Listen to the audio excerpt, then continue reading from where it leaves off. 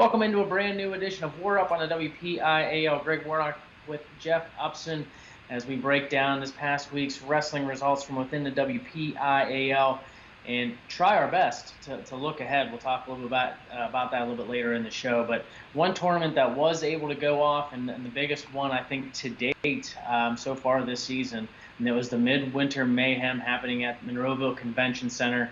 32 teams in all, broken down into two different tournaments, two divisions. And let's first start by talking about the Division 1.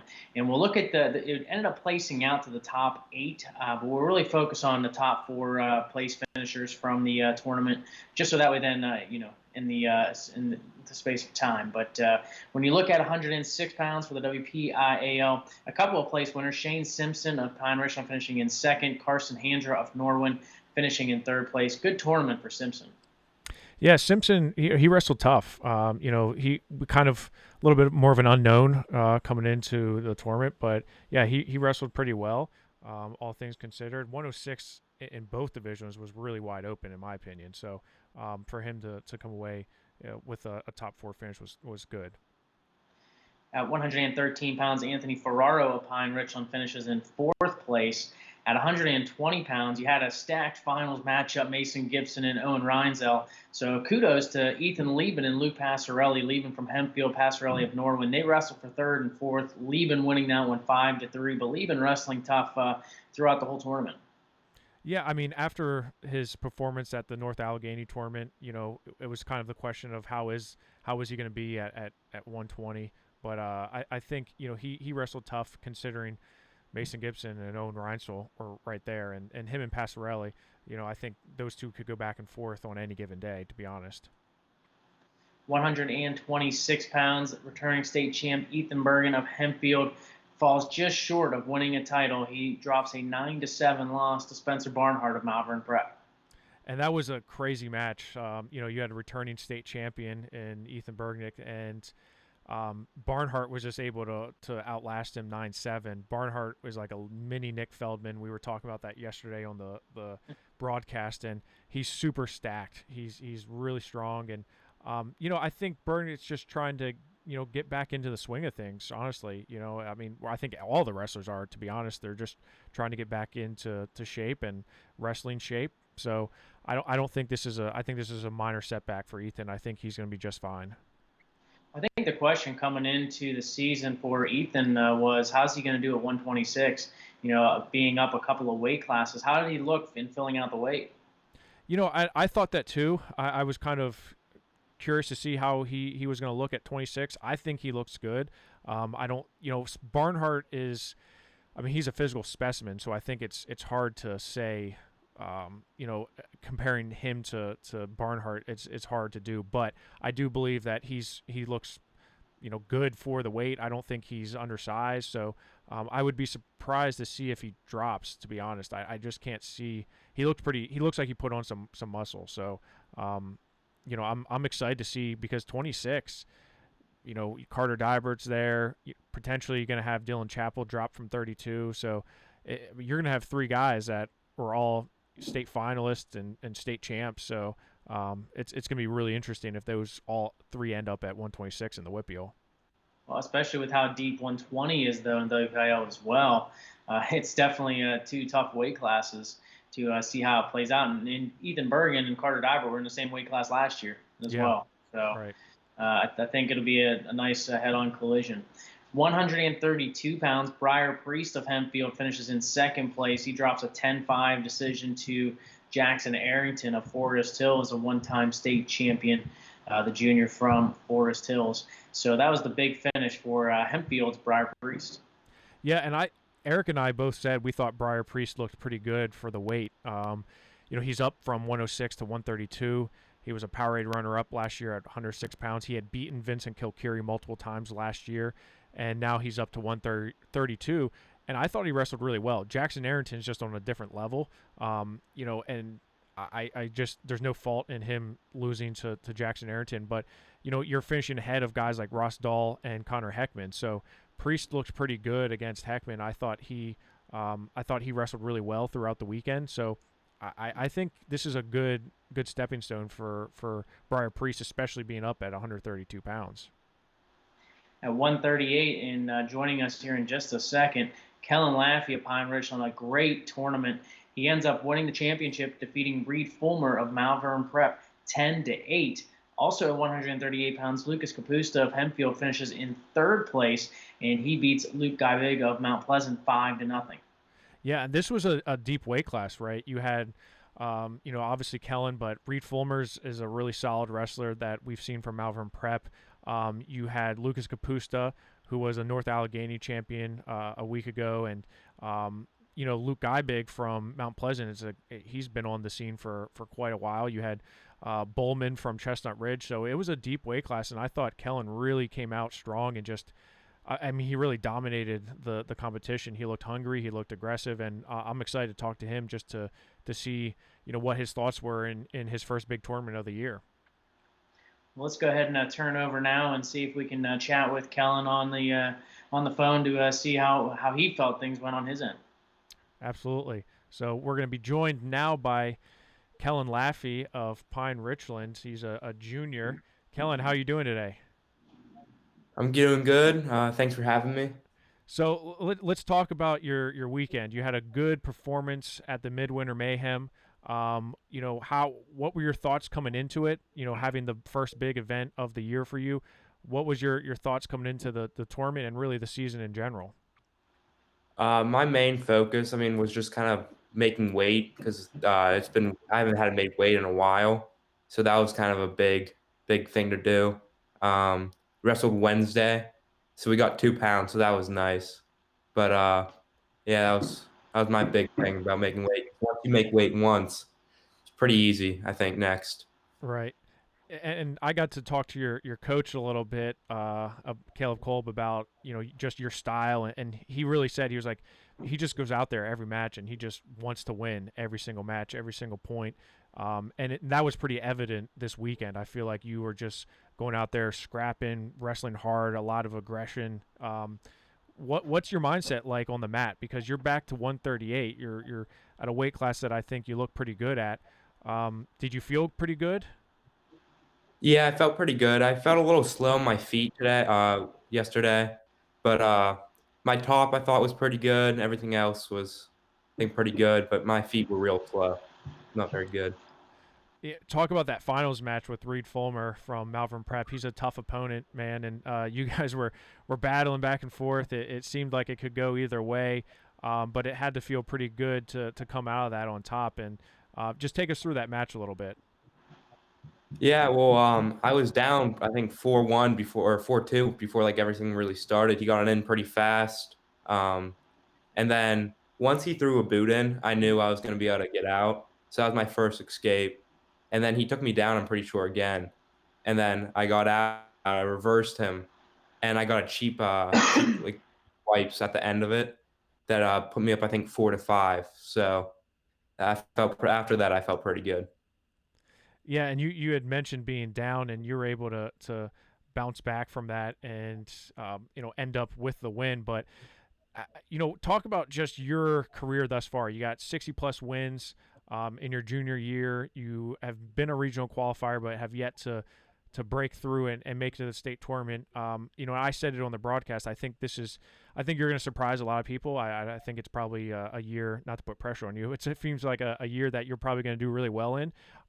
What has been the biggest boost for you, since COVID, and what have you been doing to really stay hungry? Well, this year I normally don't wrestle all year round, but because of COVID, I sometimes play lacrosse and golf, so those all got canceled. So I was able to play just wrestle the whole summer. So that was kind of very big for me. I lifted a lot.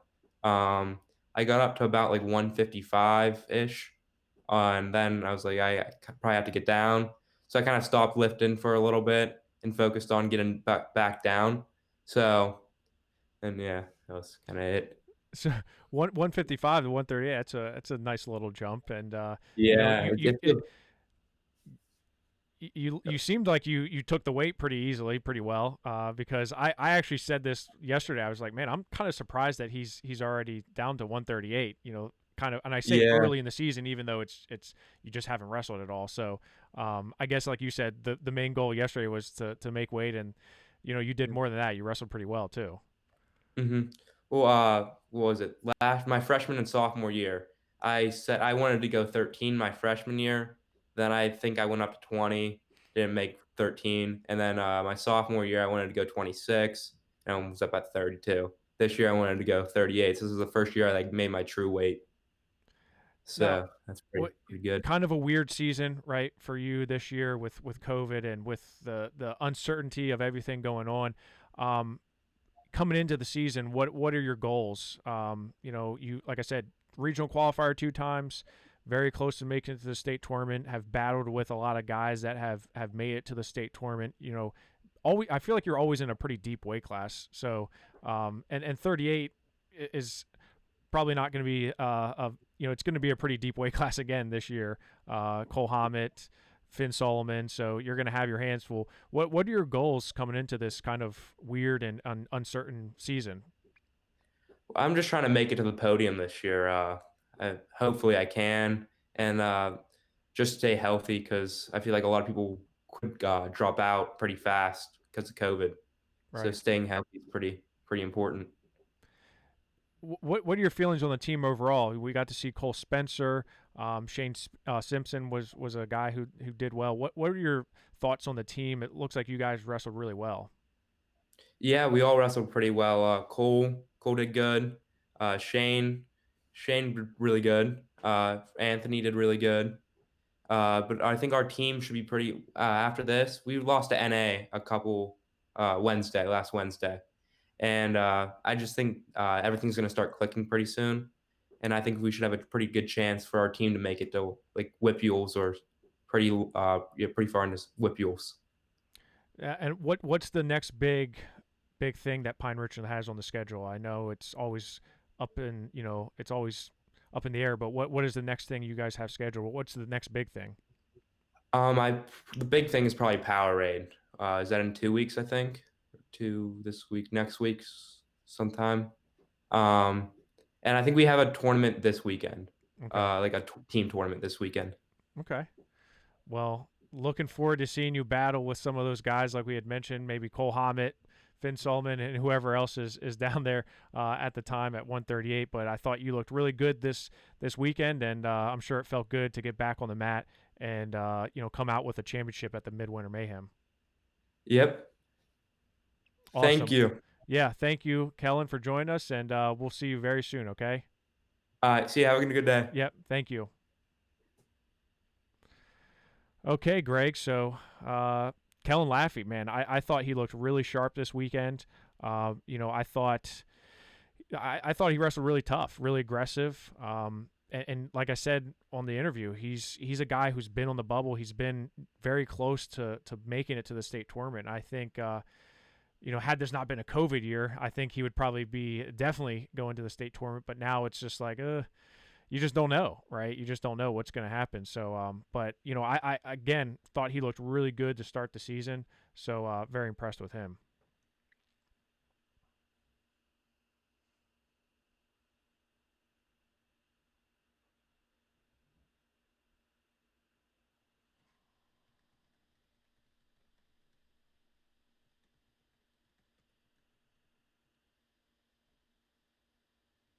Right.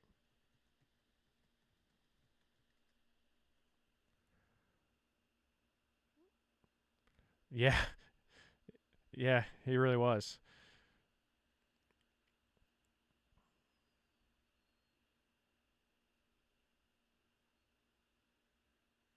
Right. Yeah, and you're right. I thought, just watching him this weekend, and really watching a lot of the guys. I thought when you look at the WPIAL, John Altieri, and the Norman guys, they were really really good. I thought John Altieri, I thought Chase Krantz, I thought all those guys wrestled really tough. I thought Brian Finnerty of TJ, I thought the TJ guys wrestled really well. So we're seeing these guys that they're not the Waynesburg guys like the Wyatt Hensons and the Cole Hammets and Luke Augustines, but these are the guys that I think are really going to battle when it comes down to it. I think there's going to be a lot of guys that are really competing for a spot in those regions and those super regions. And I think their competition is going to be pretty tight, especially like Kellen said, you just don't know who's going to be in and who's going to be out based on COVID. So there's a lot of uncertainties with, his goal being to stay healthy. I think that's a great thing because you don't hear that a whole lot. You don't hear wrestlers say, my goal is to stay healthy. It's normally, hey, I want to win this, I want to win that. But in this day and age, I think that's obviously it's an important thing for you to do. Yeah, no doubt about it. And moving forward now into 145 pounds, you mentioned Norwin and Thomas Jefferson. John Altieri winning by major decision. Very impressive tournament for him. He beats Kale Bakaizo of Thomas Jefferson 9-1. Just really wrestling super well in getting that title. Yeah, I was very impressed with him throughout the weekend. He wrestled Jack Pletcher when Latrobe wrestled Norwin, bumped up to 52. Really took it for him. Really took it to him. And this weekend, I mean, the guys that were in his weight class, he had Matt Lehan from General McLean, Dustin Flynn from Forest Hills, and Kale Bakaizo, who I'm very high on. I think that trio of TJ wrestlers with Bakaizo and with Finnerty. And I really think that those guys are going to really push the pace with a lot of these guys in the Whitbill and Mikey Zakor. I forgot about Mikey Zakor. He wrestled in the third place match against Ty Linsenbigler at 52. But these are guys that have been there for multiple years, have been close. Is this their year, right? And of course, this is the year where we're not seeing as many people make it to the regions and super regions and even out of the section. So these are the guys that are going to be hurt by that because they're the ones I think coming out of the sections can probably battle with a lot of these top tier, top name guys. Yeah, no, I definitely agree with you 100%. You're looking forward to 152 pounds. WPIAL well represented. Grant Mckay of Laurel ends up knocking off Ty Linsenbigler of Hemphill in a semifinal and then drops a 5-2 decision to Eric Gibson in the finals. And Linsenbigler comes back and gets a big major decision over Michael Zakir, like you mentioned, a 12-4 victory. But overall, how about the performance of Grant Mckay? Yeah, I mean, Grant wrestled really well. I just thought he was more physical than Ty was in that match. And, Eric Knopsnyder and I talked about this during the match. He just looked mean and in a good way, right? And he was able to get to his offense, control the match, kind of control the pace. He was really tough from top. He just looked strong. So, yeah, he wrestled really well. And even against Eric Gibson, in the first period, it was I believe it was scoreless after the first period. It was close, right? Those guys were getting into flurries. Gibson was taking more shots, but you could tell Grant was getting comfortable in certain positions. But the problem with Gibson is he's so relentless and his in-match adjustments are really, really smart and really good. So he was able to go, switch up his offense to kind of appease to Grant's style. So, but Grant knocking off Ty, I think, was a huge boost for him. Kind of like we said with Kelin, I was surprised to see Grant already down at 152 for the start of the season because, he was a bigger freshman last year when he was a state qualifier. So kind of surprised to see him down there already. But, man, that was a deep weight class. And then Ty Linsenbigler came back in the third place match in a strong way, beating Mikey Zakor by major decision. So, obviously he's not going away quietly, that's for sure. Do you expect Gibson to stay at 152? Yeah, I definitely do. That's if he's eligible because the District 6 ruled him ineligible, which we'll talk about on the Power Hour with Eric and I. But I do believe that he'll probably stay 52. He looks thick, man. He looks big, and I just think that's probably the weight that he's going. But hey, who knows? I mean, this season is anything's possible. I mean, provided he stays eligible. Because of the transfer rules, some of those in WPIAL may not know. Eric Gibson going from Forest Hills to Bishop McCourt. If he stays eligible, he and Grant Mckay could realistically wrestle at least 3 more times. Yeah, I mean, kind of like the AJ Corrado and Eric Gibson wrestling a whole bunch, or Caleb Dowling and Ian Oswalt wrestling a bunch. You have all these guys that they could wrestle multiple weeks in a row. I would not be surprised whatsoever to see these two meet multiple weekends in a row, including the regions and potentially the state finals. So that's saying something. Yeah, no, definitely. And at the very least, I think for sure region and super region in states. I mean, yeah, like you mentioned, who knows? 160 pounds, Cole Spencer of Pine Richland falling just short of winning a title. He drops a 4-2 decision to Avery Bassett of Midwest. Also at 160, Chase Kranitz of Norwin, a third-place finisher with a 7-3 win over Jackson Spires of General McLean. Yeah, and this was one of the deepest weight classes of the entire tournament. You had Avery Bassett, a state medalist, fourth place. You had, third place. You had Cole Spencer from Pine Richland, a fourth place finisher last year at the state tournament, a two-time state medalist, going to Penn. Avery Bassett is a guy who's going to George Mason University. Really, really tough match there.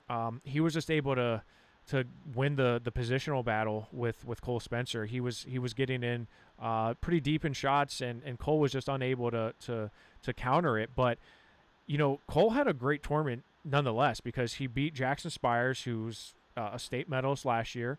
I thought Chase Krantz had a really good tournament. Again, him and John Altieri are really a good 1-2 punch there for Norwin. I was very impressed overall with Norwin. In fact, I was talking to some coaches from the WPIAL there, and they're like, man, Kyle Martin's already got these Norwin guys really, really fired up and really going and wrestling well early. So I was impressed with Norwin. I was impressed with Chase Krantz. But, yeah, Cole Spencer, I think he likes to have those matches early on. He beat Colin McCorkle of North Allegheny. He beat him by, I believe, major decision, 9-1. I could be wrong on that, but it wasn't close. And we saw him go to ultimate tiebreaker with AJ Corrado. So, I think Cole Spencer is wrestling really tough despite that loss to Avery Bassett, and I think this is only going to help him down the road because we've seen Cole kind of go throughout the season, maybe not entirely tested, and then, regions he's – we saw it his sophomore year where he didn't make it to the state tournament after winning a medal there as a freshman. So I think this is a really good step for him. And like I said, 160 here was really, really deep. 172 pounds, Brian Finnerty of Thomas Jefferson. He is your champion. Also Noah Nibus of Mount Pleasant finishing in third place. Yeah, and I think Finnerty got a new fan in Eric Knopsteiner. Eric and I kept on talking about how Finnerty out there just was like so calm, cool, and collective on the mat. It was crazy. Like he never looked like he got flustered. He never looked like he wasn't really showing much emotion, but he just seemed like, hey, I'm gonna just go out here and I'm wrestling, and never really got how they say, like, never let him see you sweat. Well, he never looked like that. He wrestled really tough. Andrew Connolly is a very tough wrestler, and Finnerty was able to control that match in a 3-0 decision for him. So, and you had some other tough guys. Magnus Lloyd was there, Jacob Luquez from Pine Richland. So, and including Noah Guybus, like you said, and Jackson Zimmerman. So it was a tough weight class, and Finnerty looked solid. Of those three, Mikey Zakor and Cale Bacaizo, I thought Finnerty looked really sharp, and I expect big things from him this year. 189, Logan Hoffman of Bell Vernon. He finished in second place, and also Josh Page of Norwin. He finishes in fourth place. 215 pounds, the WPIAL well represented. A couple of strong wrestlers meeting in the semis. Dayton Pitzer of Mount Pleasant finishing in second. Cole Waitman of Bell Vernon finishing in third place. Nicholas Feldman of Malvern Prep is on a whole different level. I mean, he's just nationally one of, if not the best. But talk about, first off, Pitzer and Waitman in the semis. Yeah, that was a fun match. Two guys that have a lot of respect for each other, both juniors. Dayton's an undersized 215-pounder for sure. We had mentioned this on the broadcast, how he's definitely a victim of that 195-pound weight class disappearing, because I think he would be a perfect 195-pounder. But he wrestled tough. He wrestled Waitman tough. Waitman was right in there with him. I think it was a big test for Pitzer, especially before going against Feldman, being back on the mat for the first time in a very long time. It was a good match. I think both wrestlers wrestled tough. I think the first first period was a very strong hand fighting. A lot of attacks. I really do think that these two could wrestle 3 or 4 more times, and it could be it could go up in the air. I don't know. Now Feldman, on the other hand, that's a whole. He's on a whole another another universe compared to the rest of the planet here. He's on a different level. He's wrestling really tough. He's good from all positions. We saw it in the finals against Pitzer. he really took it to him, getting a major decision. So, I think Feldman is just enjoys wrestling so much that he just comes out there and likes to score points and likes to win matches, big matches. So Pitzer shouldn't hang his hat on that. Again, he's an undersized 215-pounder, and that was his first time back in a long time against the pound-for-pound, one of the pound-for-pound best wrestlers in the nation. I think probably the pound-for-pound best wrestler in the state of Pennsylvania, in my opinion. So, nothing to be ashamed about for that. So I guess two questions in regards to Pitzer. One would be, how did he look health-wise? Did he seem like he's 100%? And two, do you think he potentially could go down to 189? I don't know. I don't think so. I think he's right around like 200. So I think that extra 10 pounds is probably a little much for him to drop. I thought he looked healthy. You didn't see any real indication of any type of injury. He wasn't wearing like a massive brace or anything like that. Just a knee sleeve. I thought he looked good. I mean, of course, it's early in the season. Despite it being January, so I think a lot of these wrestlers are still trying to get back into. And don't forget, he hasn't. I mean, Nick Feldman has not really stopped wrestling since winning a national prep championship. He's wrestled in a lot of different tournaments over the season. He's wrestled in True Power. He beat Nathan Taylor, who we're going to talk about in a second.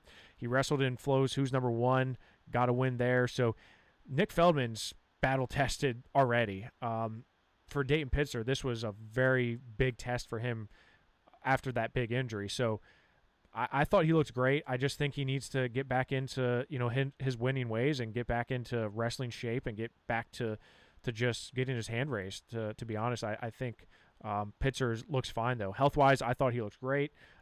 I don't see any issues there. Mentioned 285 pounds. Nathan Taylor of Brookville does drop a 3-1 decision to Isaiah Vance of Hemphill. Vance winning the title there, and in third place, it was Mitch Miles of Laurel. He defeats Joey Schneck of Pine Richland by fall. Schneck finishing in fourth. Yeah, I thought Vance looked great because, Nathan Taylor, he kind of poses a different challenge for a lot of different heavyweights because he is a more agile, more athletic heavyweight. He's up from 220. He looks really good. They were in some funky positions, some scramble positions, and I think Isaiah's weight, the weight difference, he was able to use that to his advantage. But this is a match that I thought for a heavyweight battle, it was a really good match. Isaiah Vance is a state runner-up. He's one of the top heavyweights in the state. And Nathan Taylor was right there with him. But Vance is just, I think that was the first match he had all year that went the distance, to be honest, because he pinned everyone at the NA tournament in the first period. He pinned most of his opponents here in the first period. So for him to go the distance and wrestle a tough Nathan Taylor, very impressed with him. You look at the other tournament that happened as well in the same convention center and the top four there for the WPIAL. At 106 in fourth place, it was Mickey Horn of Trinity. At 113 pounds, Antonio Giordano of Kiski finishing in third place. And at 120 pounds, Ryan Klingensmith of Kiski winning the title there. And also Hayden Coy of Penn Trafford finishing in fourth place. Yeah, I was impressed with Klingensmith. He had a nice win in the finals there against Gabe Ladich from Berlin. He came out with a first-period pin. I was impressed with Blake Reiner from Trinity. And also Bodie Morgan from Trinity. He came out and just poured it on Austin Mitchell from Du Bois. He really looked strong. I'm excited to see Bodie Miller as a freshman at Trinity. He beat Tyler Soule from Cannon Mac 1-0 in a dual meet earlier this week. So, Bodie Morgan is a guy who I think is going to get better as the year goes on. So him and Reiner expect big things out of them for this season. Yeah, you mentioned Reiner. He finishes in first at 126. Ryan Olapen Trafford finishing in third, 132. Actually, Jesse Galado of West Mifflin finishing in third place, 138 for the WPIAL. It was Ethan Connor of Kiski finishing in fourth, 145. Bodie Morgan of Trinity wins the title there. And Dylan Karstetter of West Mifflin finishing in fourth place, 152 pounds. Lucas Pazik of Penn Trafford, he finished in second. And at 160 pounds, you started to get into the Kiski stars here. Enzo Morlacki, he wins the title at 160 pounds. Tony Salopek of West Mifflin finished in third. Sammy Starr took home a title at 172. 189, Braden Roskoski of Kiski also winning a title for the Cavaliers. And then 215, Ty Banco of Trinity, he finished in second place. Howie Congdon of West Mifflin finished in third. Carter Diltz of Kiski in fourth. And at 285, Tyson Brophy of Trinity in second. Joseph Enick of Penn Trafford in third. And Jake Kreider of Kiski in fourth. What were your thoughts overall on the bottom half of the weights? Yeah, I thought you had mentioned, I saw what you did there with the stars of Kiski. I don't know if that was a reference to Sammy Starr or not, but those three, the big three for Kiski, wrestled their butts off, man. Enzo Murlaki's on a different level. I don't know what he did over this offseason, but he looks like an entirely different wrestler. I'm very impressed with him.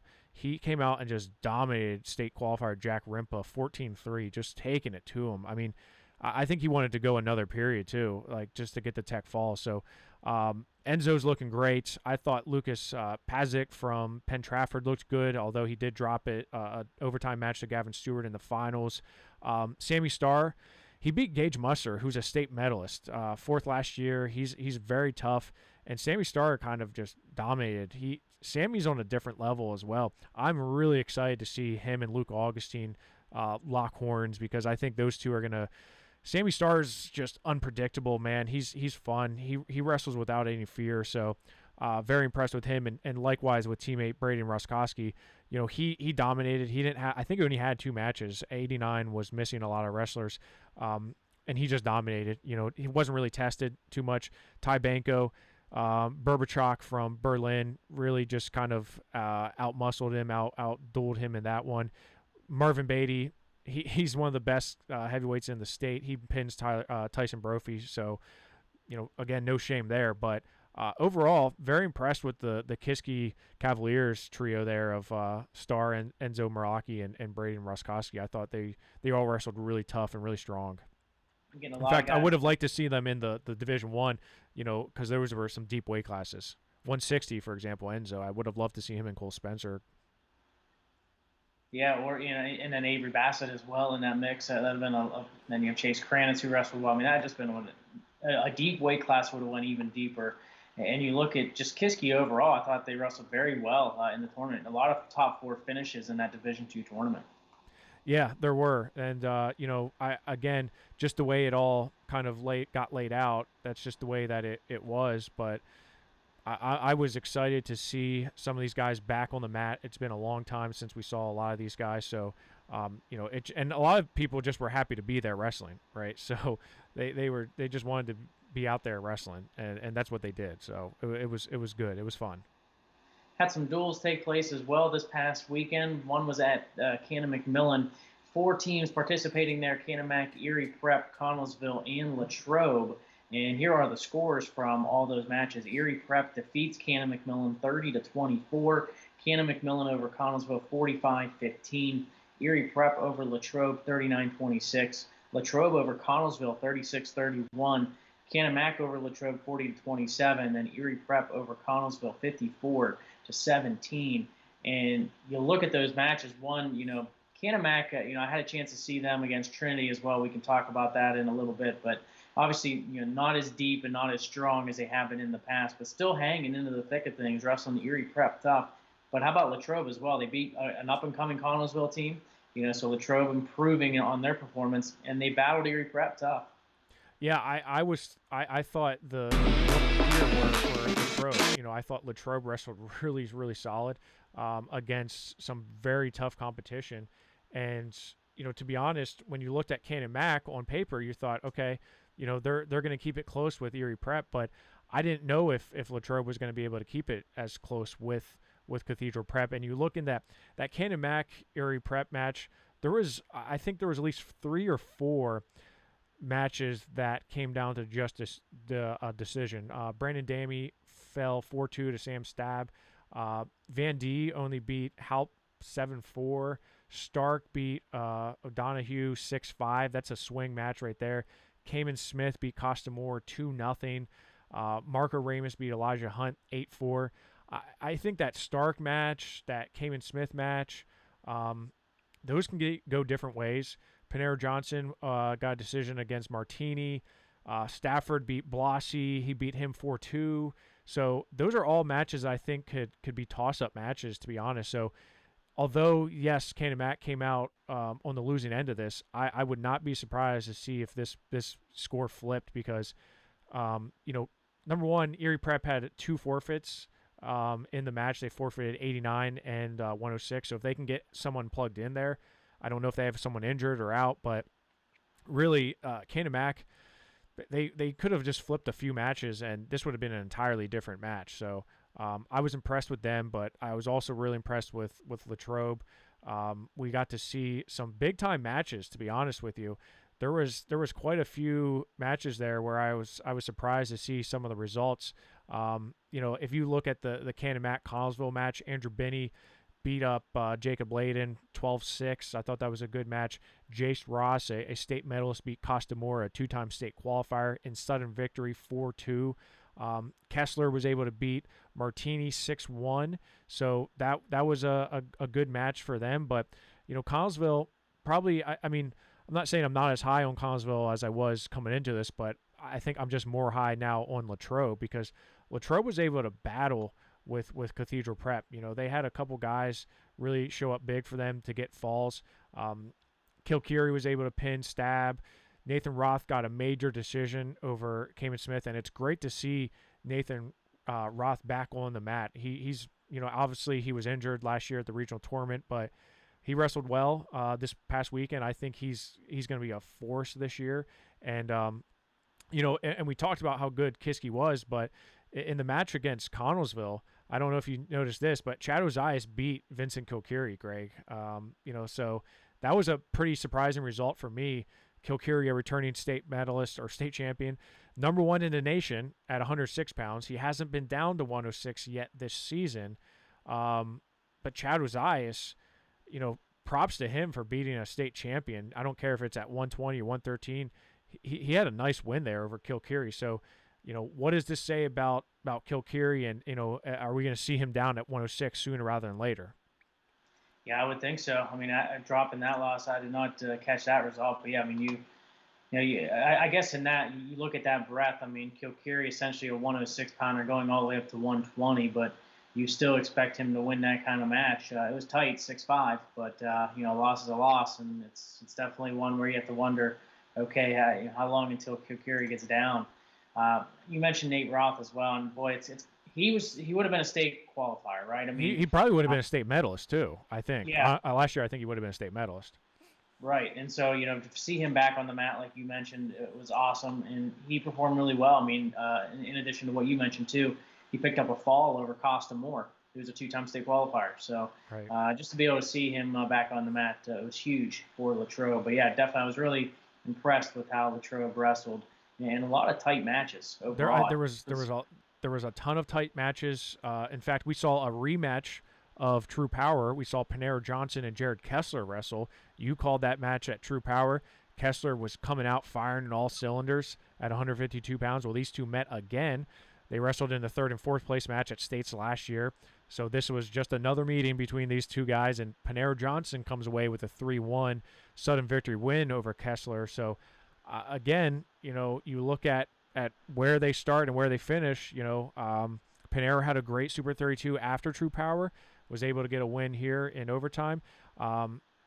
Jace Ross got pinned by Kamen Smith. He was winning 4-3 when he got pinned. So I think, Connellsville, they've got some work cut out for them. I think that, their guys are going to go back in the room and they're going to fix some things, and, they'll be at Powerade, and we'll see if we can flip the script on a few of these. No doubt about it. Let's go ahead. We'll look at the Seneca Valley duels, but before we do that, let's first throw it to Nick Fuller of Tactical Mind to hear about some of the things he has going on.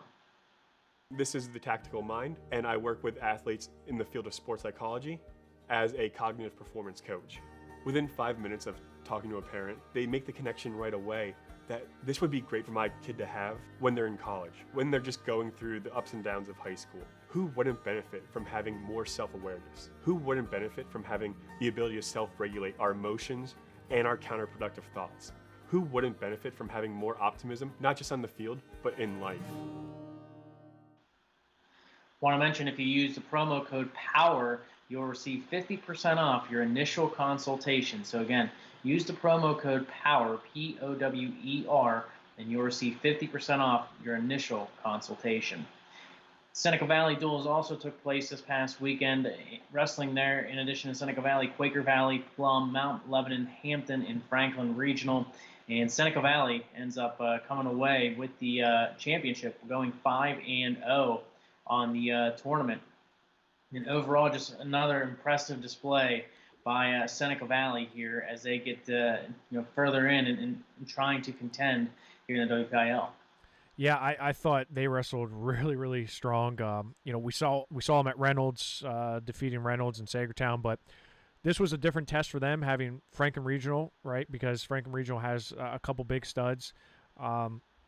They matched up well with them, I thought. Chapel was able to beat Nate Stone 6'2", at 132 pounds. Finn Solomon was down to 38, and he got a fall over Wayne Pert. But then, Alejandro, he got a decision over Garrett Thompson. That's a 4-0 one, and Antonio Emilio got a 5-0 win over Gavin Beck. So, I give credit to Franklin Regional guys. I mean, Garrett Thompson is a guy who's, again, been on the bubble. He's been around for years now, and he kept it close with Ali.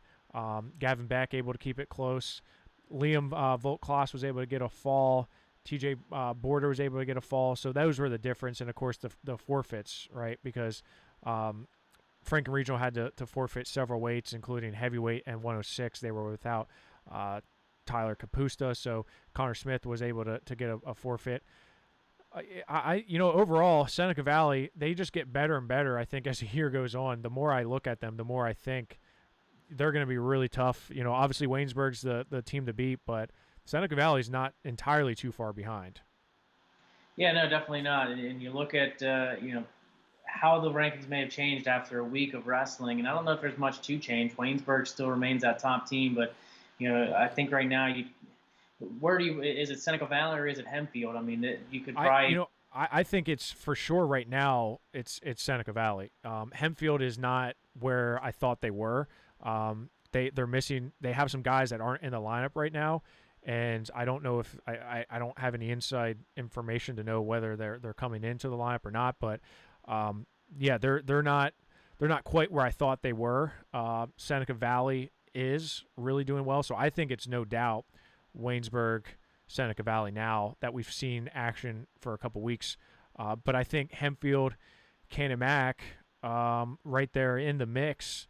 I think they're in another tier. I think they're in another tier there, and I think that they're gonna.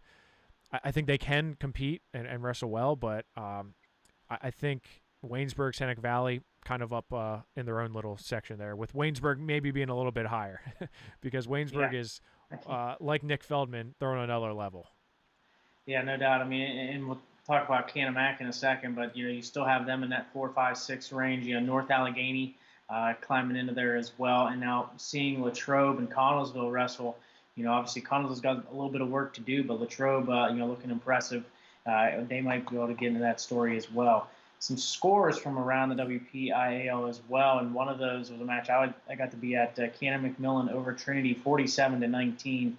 I guess the first thing, Trinity, just a lot of forfeits. They gave up 6 total forfeits in the match, or 5, I believe. 5 forfeits, and Cannon McMillan had to give up 1. But overall, I mean, I think it was just disappointing for Trinity because we talked about the 4 incoming freshmen for them. Only 2, Blake Reiner and Bodie Morgan, wrestled. The other 2 did not wrestle in the match. So it was just, I think, definitely disappointing that they had to give up so many forfeits. Cannon McMillan overall, though, they definitely have solid wrestlers. You're missing that stud who's going to go out there and probably get you 5 or 6 points every single time, like that Garrett Ninehouse. They don't have that this year, which is definitely going to hurt. But I think where they are is they are solid in just about every weight class, and outside of 285, where they were able to fill it in the duels, but they did not fill it against Trinity. They have wrestlers. Yeah, I mean, they have guys that are going to battle, right? They don't give up bonus points too often. I think they benefit from having the Martinis in the lineup, right? You have Johnny and Nico, and it's ironic that their debut for KMAC was against Trinity, their former school, so that was kind of weird. And as you mentioned, Trinity being without Robbie Allison, or I think they're probably, or Kale Nicola, because neither one of them have wrestled yet for them. So I'm not sure what's going on there, if those two freshmen just aren't able to wrestle or not. I personally think Cannon Mac, just by virtue of them being Cannon Mac, is going to do well. I thought Ramos, he's a guy that not many people know. It's younger brother of Giomar Ramos. I think he's going to be a key factor. Tyler Sewell is going to be a key factor as well. I think there's a lot of guys that, like you said, there's not that stud per se. There's not that guy that anchors the lineup, but you have a lot of consistency throughout.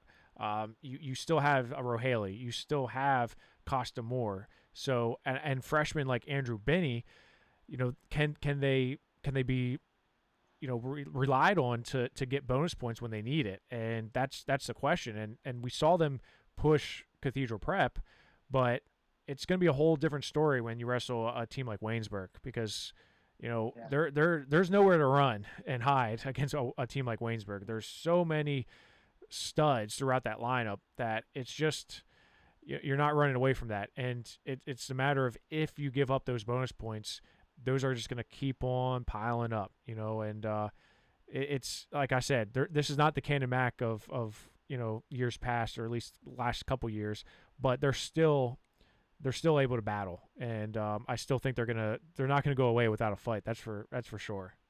Yeah, they're going to compete in just about every weight class. I mean, there's maybe a couple where they're probably going to lose more often than not, but I think for the most part, they're going to be competitive in just about every single one. And in saying that, I think, that 4 spot is definitely, I think, secured at this point. 4, and you can maybe make the name of 5 if you want to make the argument for North Allegheny, but I think they can compete with Hemphill too right now. So, I think it's definitely a team that, is going to be a tough out when you look at the postseason.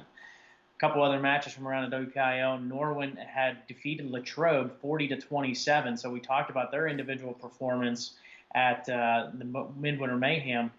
They get a big win over Latrobe, a Latrobe team. We were just talking about how impressed we were with them at the Cannon Mac duels. So Norwin looking like a solid competitive team as well into that 4, 5, 6 range. Hemphill defeated Greensburg-Salem 47-16. Greensburg-Salem over McKeesport 39-29. North Allegheny beat Pine Richland, a team that we just talked about as well. They beat them 44-20 this past week. And just a couple of notes on the AA side, both Burgestown and Mount Pleasant, the two teams we talked about, maybe could they compete with Burrell? They're both at 3-0 to start the year. Yeah, no, I mean they are, but Burrell's what? How many is it this year now, Greg? Hey, we gotta make it exciting, I know, but how many years in a row has Burrell won the WPIAL? Oh man, off the top of my head, I want to say it's like 14, 15. Yeah, I was thinking 14, 15. It's up there, man. So yeah. I don't care. I don't care if Burrell goes they don't win another match the rest of the regular season. I'm still picking Burrell. I just there's something about them. They're really good. So yes, I think Mount Pleasant is a threat, and I think if they can get the right matchups, but Burrell is still Burrell. And you had talked about some of the matches. Norwin, I thought, looked really impressive against Latrobe. I thought Norwin overall this past weekend looked really good. You had mentioned about Greensburg-Salem and Hempfield wrestling. The big match there was Billy McChesney from Greensburg-Salem wrestling Isaiah Vance. That's a 1 and 2 in the state, or I'm sorry, 2 and 3 in the state. Isaiah Vance 2 and McChesney 3, 2 state medals last year, and Vance is able to get a decision. I think it was 3-0. So 2 big time guys wrestling, right away in the early parts of the season. But Double A, I feel like we don't have much to report on in Double A, because I feel like we didn't get to see a whole lot of Double A action this past week. Quaker Valley, I thought, wrestled well at the Seneca Valley duels. They just don't have. They wrestled. Again, they're wrestling a lot of AAA schools, but they just don't have. I don't think the full lineup that these other schools do. And they were without Connor Redinger. Kutchember had a good tournament. Richie, both Richies had a good tournament, but. I don't know. It's like Burrell, and then you just kind of have like maybe 3 or 4 or 5 teams up like, hey, can you battle? I don't know. But I'm picking Burrow for sure. I mean, no doubt I am as well. I mean, I think they are reloaded for another run, especially with the fact when you get Corrado and as well back for another year. I mean, it's going to be extremely tough for anyone to beat them. I think they're going to continue their reign as WPIAL champions. Looking ahead for this week, it's tough to look ahead. It honestly is. I mean, a lot of matches and are scheduled for this week, but for example, this Wednesday is supposed to be Cannon McMillan Waynesburg. It's postponed to next Wednesday.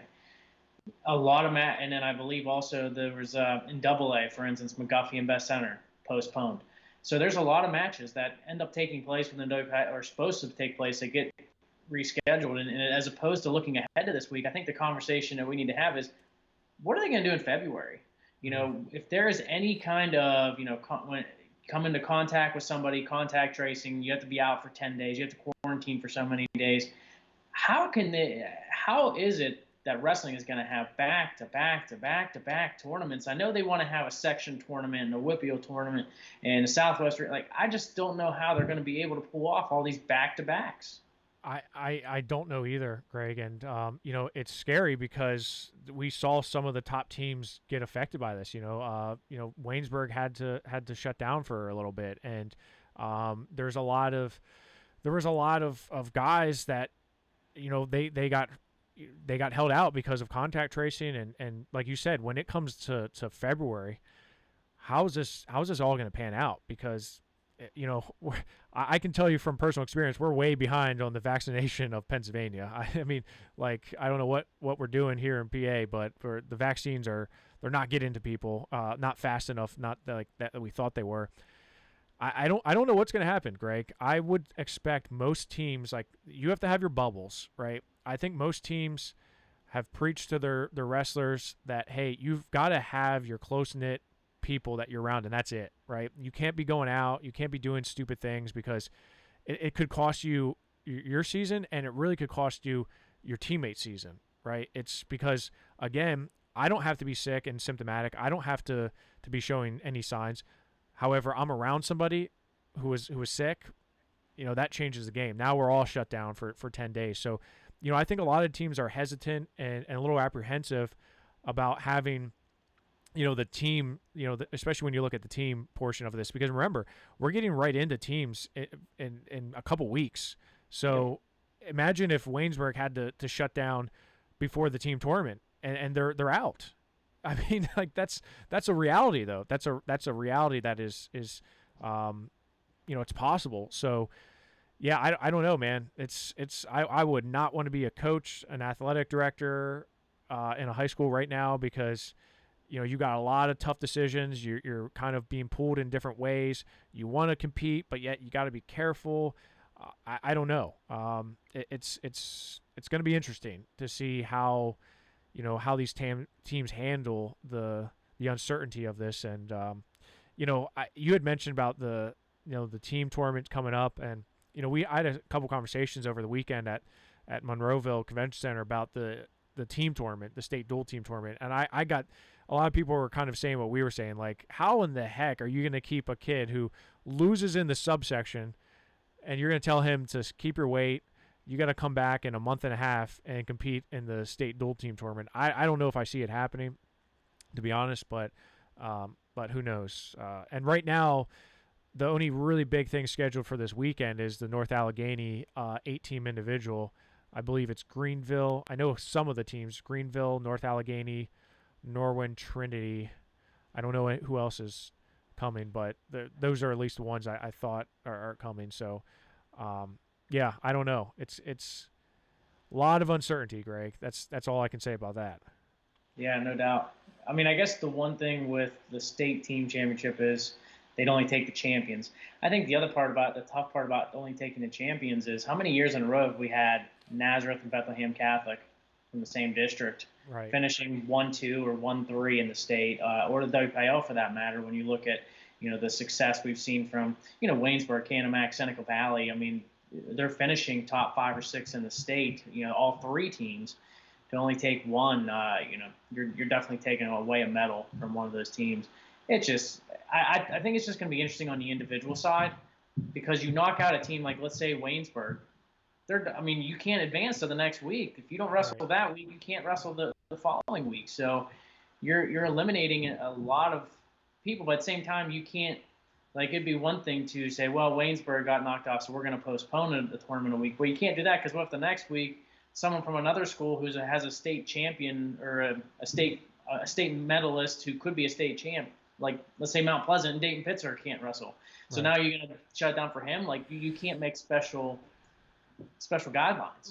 Right. Yeah, it's a mess. I mean, there's no way to put it. It's just a mess. And like I said, I'm not envious of a athletic director or a coach right now, because there's a lot of tough decisions they have to make, and I certainly wouldn't want to be making them. So we'll keep you posted, though. We'll keep you posted on what's happening and what's going on. That's for sure. Yeah, definitely. It's almost like, I think with a lot of the teams, you would think it's tough to do, because sometimes wrestling rooms are small, but keep certain weights to certain sides of the practice room, just so that way then if something happens like that, it only shuts down a part of your team, not the whole team.